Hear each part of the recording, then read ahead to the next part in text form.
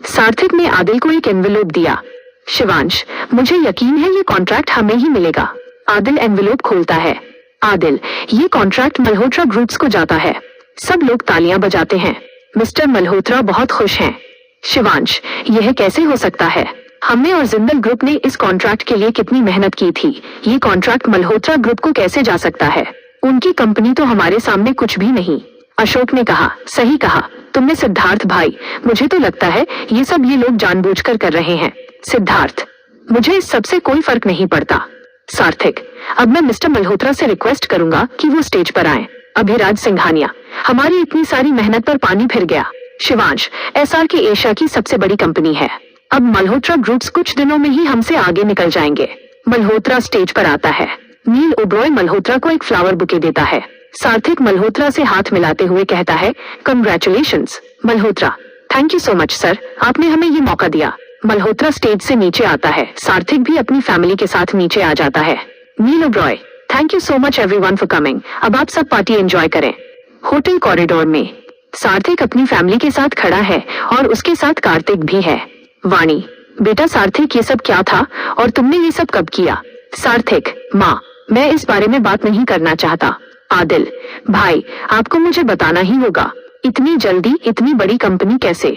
सार्थक, पूरा सच तू सुन नहीं पाएगा, लेकिन अगर तू जानना ही चाहता है तो सुन। जब मैं मुंबई आया तो सिर्फ 18 साल का था। यहाँ आकर मेरा कई गलत लोगों से सामना हुआ, बहुत धोखे खाए, और जब मैं अपनी सारी हिम्मत हार चुका था तो मेरी मुलाकात कार्तिक से हुई। उसने मेरा बिजनेस खड़ा करने में मेरी हेल्प की।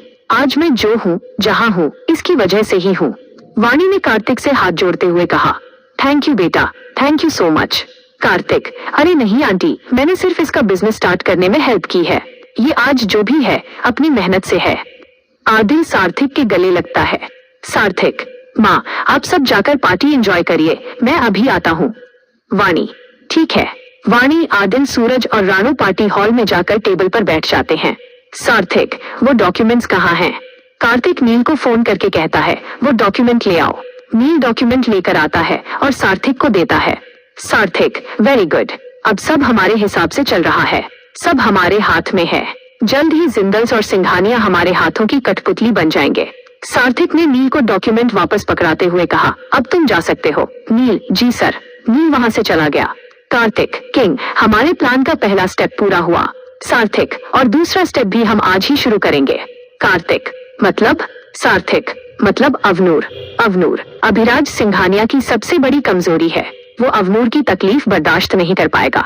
वो अपनी बेटी को क्राइम किंग के चंगुल से छुड़ाने के लिए कुछ भी करेगा और हमारी हर बात मानने को मजबूर हो जाएगा। कार्तिक, किंग, तुम करने क्या वाले हो उस लड़की के साथ? सार्थक, फिलहाल तो ज्यादा कुछ नहीं, बस उससे दोस्ती बढ़ानी है। कार्तिक, ये खेल खेलना जरूरी है क्या? हमें सिर्फ दिव्या, मेरी बहन, वापस चाहिए। हम अभिराज सिंघानिया को किडनैप करके उसका मुंह खुलवा सकते हैं। सार्थक, भूल गए मैंने क्या कहा था? हमें सिर्फ दिव्या को नहीं, हर उस लड़की को बचाकर उनके घर पहुंचाना है जिन्हें सिर्फ एक सामान समझकर इस अभिराज सिंघानिया ने दरिंदों को बेच दिया है। जैसे दिव्या के बारे में सोचकर हमारा खून खौल उठता है, वैसे ही उन लड़कियों के घर वाले भी तड़प रहे होंगे। और सबसे बड़ी बात, हमें अभिराज सिंघानिया को सारी दुनिया के सामने एक्सपोज करना है ताकि दोबारा ऐसा किसी और लड़की के साथ ना हो। कार्तिक, लोग तुम्हें एक बेरहम माफिया कहते हैं। सार्थक, बेरहम तो मैं हूँ। इस अभिराज सिंघानिया को एक्सपोज करने के बाद मैं उसे पुलिस के हाथ तो नहीं लगने दूंगा। इसे तो मैं तड़पा तड़पा कर कुत्ते की मौत मारूंगा। इतनी आसानी से नहीं छोड़ूंगा इसे। कार्तिक, जब हम जैसे लोग पुलिस से इंसाफ मांगने जाते हैं तो वो लोग इन बड़े लोगों के साथ मिल जाते हैं। कानून अंधे के साथ बहरा भी हो जाता है। सार्थक, चिंता मत करो, इसका इंसाफ हम ही करेंगे। तभी अभिराज सिंघानिया फोन पर बात करते हुए उधर आता है। फोन पर बात करते हुए उसका ध्यान सार्थक और कार्तिक पर जाता है। अभिराज सिंघानिया खुद से कहता है, ये SRK के ओनर के साथ जो लड़का खड़ा है शायद कहीं देखा है, लेकिन कहाँ? फिर अभिराज सिंघानिया को याद आता है कि ये तो अंडरवर्ल्ड के सबसे बड़े माफिया क्राइम किंग का आदमी है, जिसे अभिराज सिंघानिया के चंगुल से छुड़ाने के लिए क्राइम किंग ने उसके बेटे शिवांश को किडनैप कर लिया था और शिवांश 10 दिन सदमे से बाहर नहीं आया था। अभिराज, ये आदमी सार्थक के साथ क्या कर रहा है? सार्थक और कार्तिक का ध्यान अभिराज पर गया। वो दोनों हैरान हो गए। कार्तिक फुसफुसाते हुए, ये यहाँ, इसने कुछ सुन तो नहीं लिया? सार्थक, सुनता है तो सुनने दो, मुझे कोई फर्क नहीं पड़ता, ये कुछ नहीं कर पाएगा।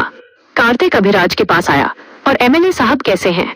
अभिराज घबराते हुए, तुम यहाँ कैसे? कार्तिक, ये मेरे दोस्त का होटल है और ये पार्टी भी उसने ऑर्गेनाइज की है। मुझे तो यहाँ आना ही था। अब मैं चलता हूँ, बस आप थोड़ा संभल कर रहिएगा। एक्चुअली मैं ना आदमी के माथे की लकीरें देखकर जान जाता हूँ कि उसका आने वाला टाइम कैसा होगा, और आपको देखकर लग रहा है बहुत बुरा टाइम आने वाला है आप पर। अब मैं चलता हूँ। कार्तिक वहाँ से चला गया। इधर अवनूर और आरव काफी हैरान नजर आ रहे हैं। अवनूर, मैंने कभी सोचा भी नहीं था कि सार्थक इतना बड़ा बिजनेसमैन निकलेगा। आरव, कभी इतना हवा में उड़ता था, वरना कॉलेज में और किसी की हिम्मत नहीं थी हमारे सामने खड़े होने की। तभी सार्थक उनके पास आया। सार्थक, हेलो गाइस, तो कैसा लगा तुम दोनों को मेरा सरप्राइज? अच्छा था ना? अवनूर, अगर तुम इतने अमीर हो तो गरीब होने का दिखावा क्यों कर रहे थे? सार्थक, अरे मैं पहले गरीब ही था, अमीर तो अब हुआ हूँ, यही कोई 2 या 3 साल से। मैं वेट कर रहा था कि कब मेरी फैमिली मुंबई शिफ्ट हो और मैं उन्हें ऐसा सरप्राइज दूं। और अगर मैं तुम्हें पहले बता देता तो मजा नहीं आता। तुम्हारे ये हैरान चेहरे कैसे देखता। चलो छोड़ो, पुरानी बातें भूल जाते हैं और फिर से दोस्त बन जाते हैं। अवनूर और आरव एक दूसरे की तरफ देखते हैं। सार्थक, आई नो मैं थोड़ा इरिटेटिंग हूँ, लेकिन दिल का बुरा नहीं हूँ। ऐसा कुछ देर पहले तुमने ही बोला था ना अवनूर। आरव, मुझे तुमसे दोस्ती करने में कोई इंटरेस्ट नहीं है, मुझे तुम पर बिल्कुल विश्वास नहीं है। सार्थक, मैंने कहा न पुरानी बातें भूल जाओ, तुमने भी तो मेरे साथ इतना गलत किया, मुझे और सूरज को रोज परेशान किया, मुझे वेटर होने के ताने दिए और कॉलेज से भी निकलवा दिया। मैं सब कुछ भुलाकर तुम्हारी तरफ दोस्ती का हाथ बढ़ा रहा हूँ। अवनूर, आरव, सार्थक सही कह रहा है, हमें पुरानी बातें भूल जानी चाहिए। आरव, अच्छा, अगर इसे इतना ही दोस्ती निभाने का शौक है तो इसने ये डील मल्होत्रा को क्यों दी, जबकि हमारी कंपनी उनसे बेहतर है? सार्थक, यार मैं दोस्ती की बात कर रहा हूँ और तुम बिजनेस को लेकर बैठ गए। मल्होत्रा का टेंडर तुम लोगों से बेहतर था, उनकी मेहनत देखकर मैंने ये टेंडर उसे दिया है। मैंने कोई पर्सनल दुश्मनी नहीं निकाली है तुमसे। अब हम दोस्त बन सकते हैं, मुझसे दोस्ती करके तुम्हें फायदा होगा। सार्थक हाथ आगे बढ़ाता है। आरव अवनूर की तरफ देखता है। अवनूर हाँ में सिर हिलाती है। आरव सार्थक से हाथ मिला लेता है। सार्थक, वैसे ये पार्टी काफी सूनी सूनी लग रही है, चलो हम डांस करते हैं। आरव, नहीं, मेरा मन नहीं है। सार्थक, अच्छा ठीक है। अवनूर, तुम तो मेरे साथ डांस करोगी? अब तो हम दोस्त हैं। आरव, नहीं अवनूर, कैसे? सार्थक, क्यों, दोस्त साथ में डांस नहीं कर सकते? अवनूर आरव की तरफ देखती है। सार्थक, ठीक है, अगर तुम मुझे अपना दोस्त नहीं समझते तो कोई बात नहीं, तुम दोनों पार्टी एंजॉय करो, मैं चलता हूँ। अवनूर, अच्छा ठीक है, चलो। सार्थक अवनूर की तरफ हाथ बढ़ाता है। अवनूर सार्थक का हाथ पकड़ती है। एक रोमांटिक गाना प्ले होता है। सार्थक और अवनूर साथ में डांस करने लगे। पार्टी में मौजूद सब लोग ये देख रहे हैं। सार्थक अवनूर को अपनी ओर खींचता है, जिससे वो दोनों काफी नजदीक आ जाते हैं। अवनूर थोड़ा नर्वस फील करने लगती है। सार्थक अवनूर की आंखों में ही देखे जा रहा है। अवनूर और सार्थक की ये अनोखी प्रेम कहानी किस मोड़ पर जाएगी? क्या अपने बाप की गलती की सजा अवनूर को भुगतनी पड़ेगी?